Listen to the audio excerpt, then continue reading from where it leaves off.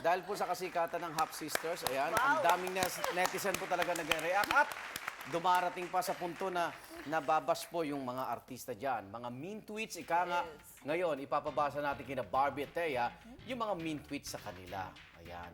Unahin natin si Barbie. Barbie, ito isa sa mga tweets na tinanggap nyo. Ayan, basahin mo. Ang arte-arte lang ni Barbie Forteza, feeling masyado. Okay? Mina po yun? Okay, mamaya. O, Thea, ito naman Parang ang bait natanggap pa na nga tweet eh. para sa'yo, ha? O, basahin mo. Thea Tolentino, ang diin mo umarte, kinakain ka ng buo ni Barbie Forteza. Matakaw talaga eh, no? Natural, hindi yung nakakatawa arte mo. Ah. O, ito man. Ulit. O, Aba, ang dami Barbie na. ulit. Ang pangit umiyak ni Barbie Forteza. Para po fair ang mundo. Charot. Azar. Ayun, may azar pa siya. Thea? Mas magaling po ako umarte kay Thea Tolentino. Nakakainis. Di paltan mo ako! Paltan mo Ayan, ako! ano, Pasok ka din! sagutin nyo ngayon, mga pabebe girls. Sige, yung mean tweet na yan. Go! Barbie? Para po dun po sa lahat Arte lang yun, karakter nyo lang yun. Oh. na nangbabash po sa akin. Eh, para po, kung ikagaganda nyo po at kung ikasasagana ng buhay nyo, eh, masaya po akong makakatulong sa inyo kung ikagaganda nyo po lahat. Ayos. Oh. Thea? Ayan, at maraming salamat kasi kahit pa paano naiisip nyo kami at apektado kayo. At fina-follow nyo kami. Yes! Updated! Ayan. Okay, marami pa kaming pareho ba yung mga bida ng Half Sisters? O talagang magkasalungat ang personality po nila? May babanggitin akong dalawang bagay. Eto. May babanggitin akong bagay. Susulat nyo sa board kung ano yung mas type nyo o mas gusto. Game! Aso o pusa? Patingin. Munti ko malagay puso. Ayan. Pareha sila. Pareha silang mag-alaga. Kaya po kami lagi nag-aaway kasi aso-pusa po. Aso, pusa. Next! Movie date o isang romantic na dinner date? Uy, Dennis. Kinikilig. Si Thea, sino crush? Ang hirap. Mga ano? Hapon. Hapon. Pakita, romantic movie date. Basta magkaroon ng date, please. Nananawagan po. Utang na loob.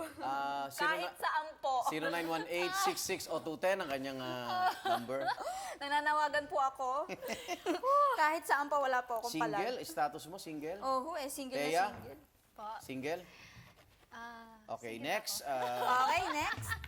Tipo ng lalaki ito. Athlete o musician? Huwag kayong magpakit dyan. Hindi kayo kasama. Sabi ni Jojo, biglang tumayo. Okay, game. Okay. Takil yung Athlete, si Barb. Bakit?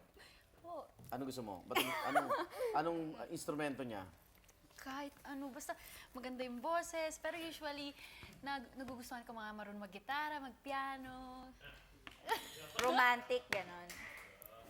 Tingnan mo yung likuran namin. Ayan na. Mga uncle mo na yan, ha? Tisoy o Moreno?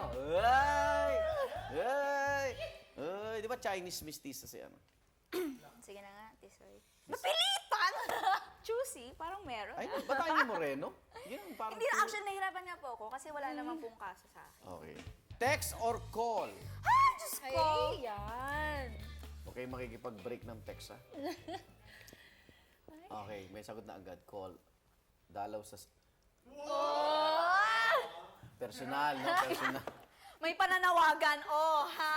Kanina pa po nananawagan si Barbie kung sino ka man. Kung sino ka man na nakakaramdam, pumunta Ang ka daming na. dumalaw. Saan ba ang shooting ng Half Sister? Depende na, ite-text ko na lang po kung Text sino na lang. man siya. Panawagan mo. Matalino o gwapo? Yung nakahiga kanina dyan, matalino yun. Sobrang talino nun. Sige, gwapo na lang ako. Gwapo na lang. Ay, both din. Hindi! Diyos ko. Gwapo o matalino kayo talaga. Chubby o maskulado? Bigla ako nag-stomach yun. Gusto mo chubby, ah? Hagabol eh. Yung tama lang. Okay, wala. Bulaklak o tsokolate?